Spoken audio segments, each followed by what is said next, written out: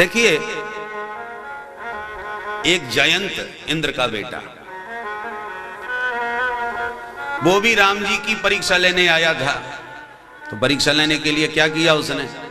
काग, कौआ बन के आया और किशोरी जी के श्रीअंग पर उसने आघात किया, रक्त बहा। पता चला तो राम जी को बड़ा क्रोध आया और एक तिनके को ही ब्रह्मास्त्र बना करके उसके पीछे छोड़ दिया। पूरे ब्रह्मांड में भागता फिरा, किसी ने आश्रय नहीं दिया। तो राम जी का प्रभाव उसकी समझ में आ गया कि क्या अद्भुत प्रभाव है भाई।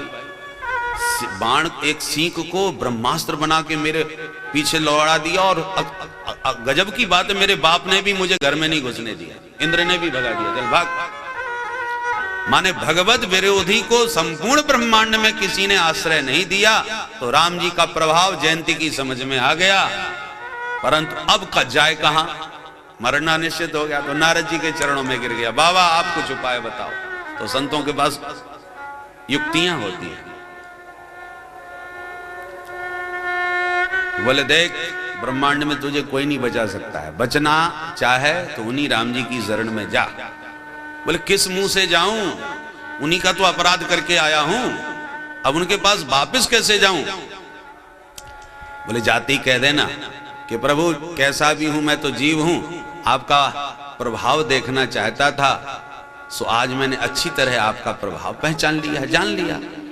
और जब वो पूछे कि अब क्यों आया है, बोले अब आपका स्वभाव देखने आया हूं, क्योंकि आपके स्वभाव के बारे में बड़ी चर्चा है कि कैसा भी अपराधी हो, अपिचेद सुदूर आचारो, कितना भी पापी हो, पर एक बार ईमानदारी से मेरी शरण में आ जाए तो मैं उसे क्षमा कर देता हूं। तो प्रभाव देखना था सो देख लिया, अब स्वभाव और दिखा दीजिए अपना, कि जैसा सुना था क्या सचमुच वैसा ही स्वभाव है। नारद जी की युक्ति समझ में आ गई और तुरंत जाकर के चरणों में गिरा। अस्तु किशोरी जी थी, उन्होंने कृपा कर दी और राम जी से कह सुन करके उसको क्षमादान करा दिया। तो कौए का तो स्वभाव है मांस खाना, ऊटपटांग निकृष्ट वस्तुओं को खाता रहता है। तो काग का भेष बनाया तो कागवत व्यवहार किया, तो भगवान ने उसे माफ कर दिया, कोई बात नहीं। पर रावण ने वेश साधु का बनाया, काम राक्षस का किया, तो वेश बदनाम हुआ। यदि कोई बाबा बन करके महात्मा का वेश बना के कुछ गड़बड़ कर दे तो अखबार वाले यही छापेंगे ना। एक महात्मा ने चोरी करी या डकैती डाली या लूटपाट किया या कुछ भी किया, तो बदनामी किसकी हुई? साधु समाज की हुई। तो भगवान को क्रोध रावण पर इसलिए आया कि तूने साधु का भेष कलंकित किया, साधु का भेष बना के असाधुता का कार्य किया, इसलिए तुम क्षमा के योग्य नहीं है। जयंत इसलिए क्षमा का पात्र बन गया कि उसने जैसा कार्य किया वैसा भेष भी बनाया, कौए का भेष बना के कौआ जैसा काम किया, तो कोई बात नहीं, बदनाम तो नहीं किया उसने किसी भेष को। परंतु रावण ने सर्वथा भेष के विपरीत कार्य किया, इसलिए क्षमा का पात्र नहीं बना। तो कहने का तात्पर्य है, धर्माचरण, रावण कितना भी दुष्ट दुराचारी सही, पर एक उसमें विशेषता है। वो क्या? परम धर्मात्मा, परम महात्मा उसका अनुज विभीषण है, और वो उसको पूरा आश्रय दिए हुए है लंका में। इसलिए महा अत्याचारी होने पर भी राम जी का कृपा पात्र तब तक बना रहा जब तक महात्मा उसके पास रहा। राम जी भले ही रोते रहे किशोरी जी के विरह में, हे खगमृग हे मधुकर श्रेणी, पर रावण पर बहुत ज्यादा क्रोध नहीं आया। क्रोध न आने का कारण यह है कि बुरा भला जैसा भी, पर महात्मा उसके साथ है। विभीषण जी भजन करते हैं और पूरी वैष्णव पद्धति से हनुमान श्री विभीषण जी रहते हैं। अरे भाई, रावण को दुनिया भर का समाचार पता रहता, पूरे विश्व का, मच्छर तक भी उसकी राजधानी में घुस नहीं सकता, इतना सशक्त उसका पहरा होता है। हनुमान जी मशक समान रूप कपि धरी, मच्छर बन के ही तो गए थे और फिर भी पकड़े गए। सोचिए उसका दुर्गम कवच कितना जबरदस्त था कि मच्छर भी उसकी राजधानी में नहीं घुस सकता। इतने सुरक्षा के प्रबंध में रहने वाला रावण, क्या उसे पता नहीं था कि विभीषण क्या कर रहा है? सब मालूम है, फिर भी भैया की तरफ से अनदेखा किया हुआ है। इसका मतलब वो कितना भी पापी या दुराचारी सही, पर एक वैष्णव को आश्रय दिए हुए है घर में, अपनी राजधानी में। राम आयुध अंकित ग्रह, शोभा वरिण न जाय, नव तुलसी का वृंदतः, देख हरसी कपिराय। ऐसी रहनी वैष्णव शिरोमणि श्री विभीषण जी की है। रावण को सब मालूम है।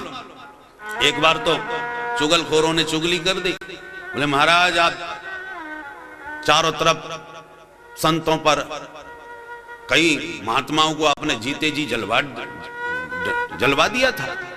कई महात्मा लोग सत्याग्रह कर रहे थे रावण के विरुद्ध। बोले कौन है? बोले महाराज आपका विरोध प्रकट कर रहे हैं, आपके कार्यों का विरोध करने के लिए ये सत्याग्रह करने बैठे हैं। बोले सबको बैठा करके आग लगा दो। सभी महात्माओं को उसने जिंदा जलवा दिया महाराज। उन मौन बैठे हुए ऋषियों को जलाने से बड़े उनकी राख इकट्ठी हो गई, वह ऋषिमुख पर्वत बना। ऋषिमुख पर्वत पर इतना घोर अत्याचार उसका है? और तुम्हारा ही अनुज विभीषण आपके ही घर में आपकी नाक के नीचे खूब भजन करता है और आप उससे कुछ नहीं बोलते। किसका भजन करता है? बोले राम राम जपता है। उसके घर के बाहर लिखा हुआ है। अच्छा, बुलाओ विभीषण को। क्यों भाई, तुम हमारे शत्रु का स्मरण करते हो, नाम लेते हो? किसने कहा? बोले सब लोग कहते हैं, तुम राम राम कहते हो, तुम्हारे घर पे भी राम लिखा है। बोले भैया,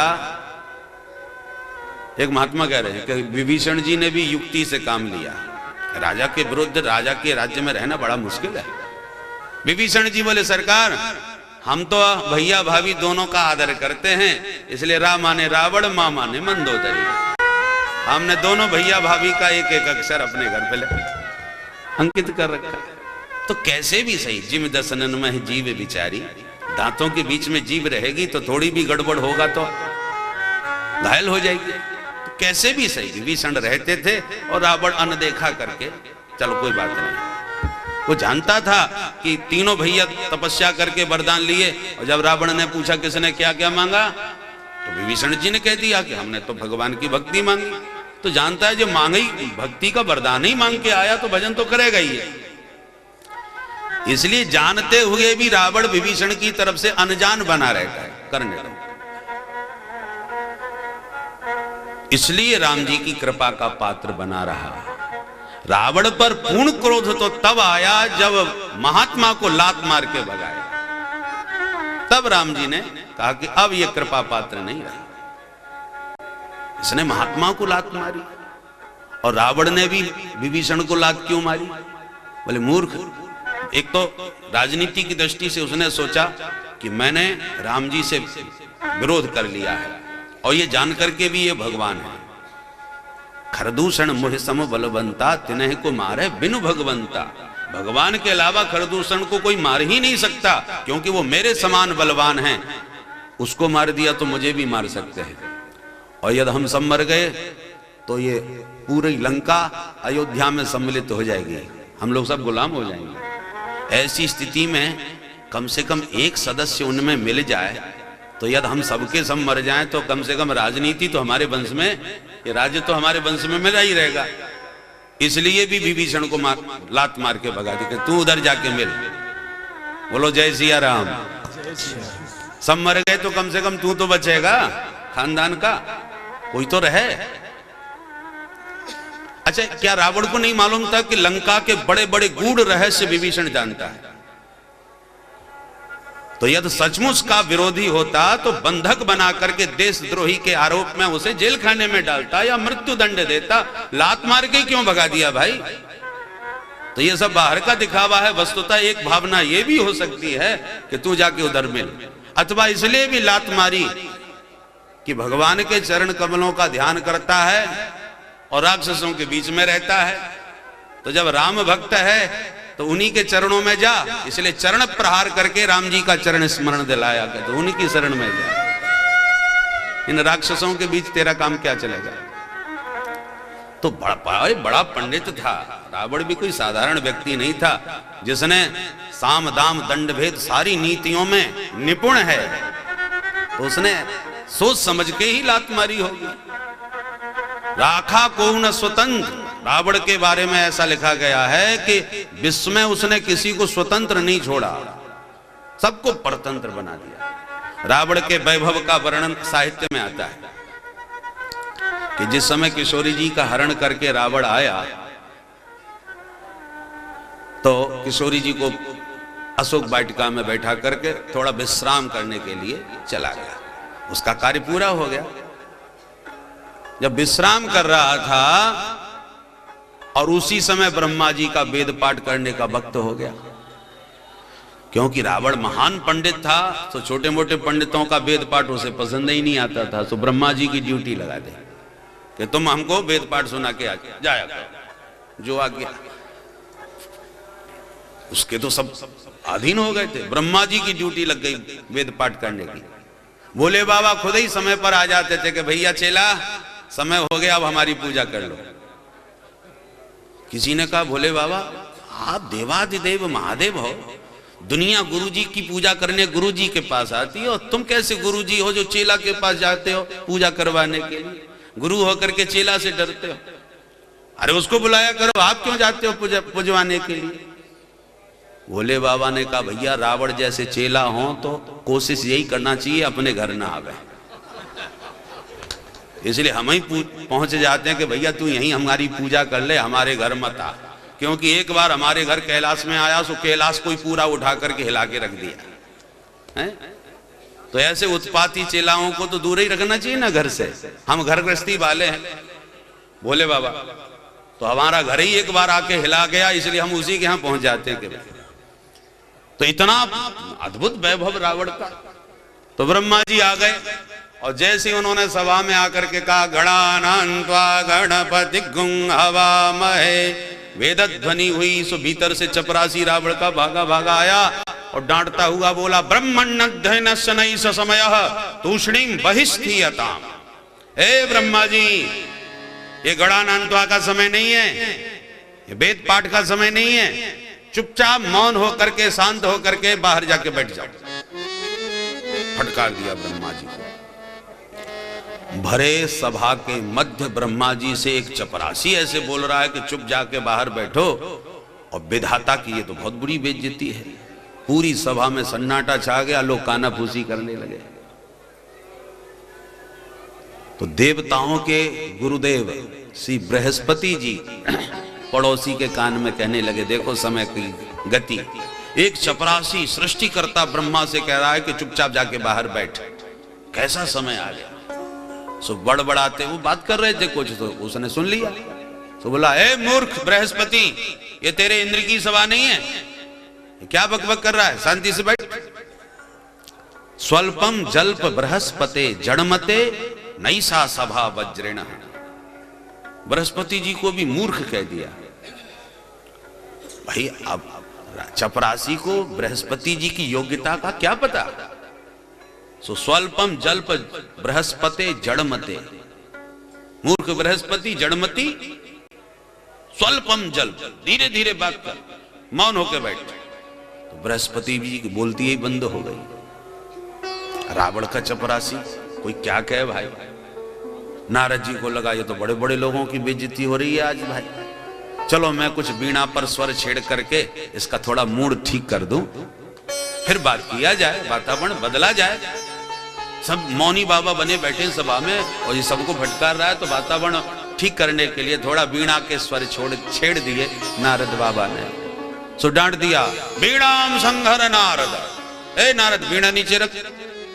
सो नारद जी भी बेचारे चुप रह गए, ये तो बहुत ही खतरनाक आदमी है, हमको हमारी बेइज्जती कर दी इसने।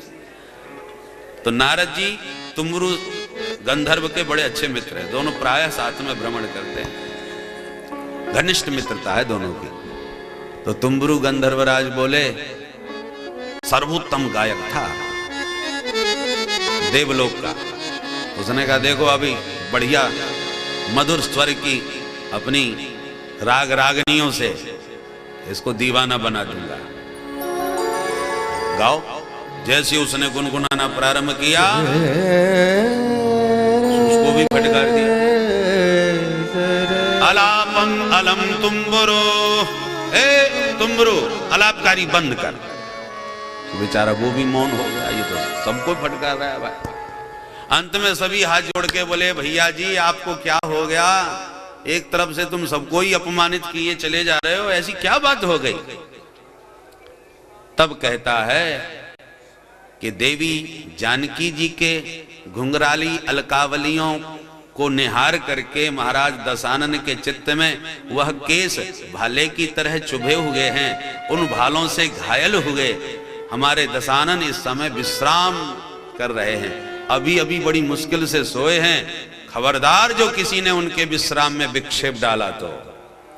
ये देखिए, अब जरा सोचिए, रावण के चपरासी का साहस इतना है कि बड़े बड़े दिग्गजों को बड़े दरबार में ऐसे फटकार देता है, तो रावण का कैसा अनुपम ऐश्वर्य रहा होगा। कहता है, ब्रह्मण्यध्ययन सनैस समय तूषणीं बहिस्थीयताम स्वल्पम जल्प बृहस्पते जड़मते नैसा सभा वज्रिण वीणाम संहर नारद स्तुति कथा अलापम अलम तुम्बरो सीता रल्लक भल्ल भग्न हृदय स्वस्थो न लंकेश्वर।